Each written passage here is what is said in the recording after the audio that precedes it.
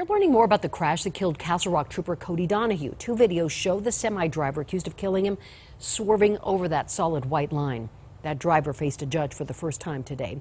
Denver 7's Jennifer Kowaleski spoke briefly with his wife today, and Jen, her husband is already back at home. And his wife seemed clearly upset. The driver is out on just a $500 bond. We asked the DA why his bond is so low and the reason he's not facing more serious charges.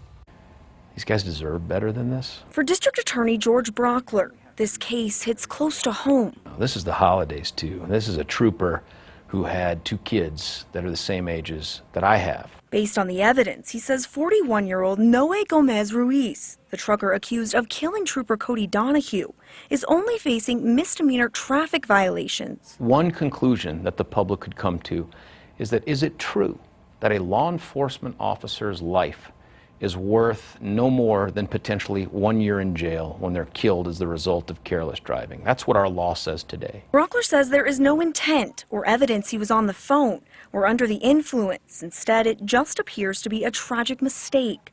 But the DA believes our laws could go further.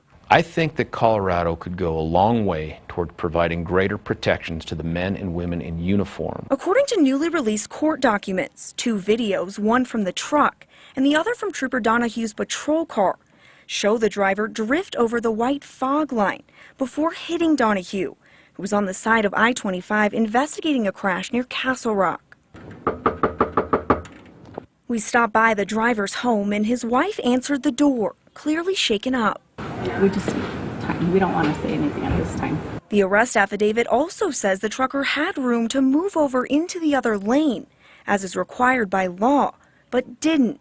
And both troopers were in marked cars with their lights flashing, which is why Brockler is urging drivers to move over. If you're driving down the road and you see an emergency vehicle on the side of the road with its lights on, get out of the way.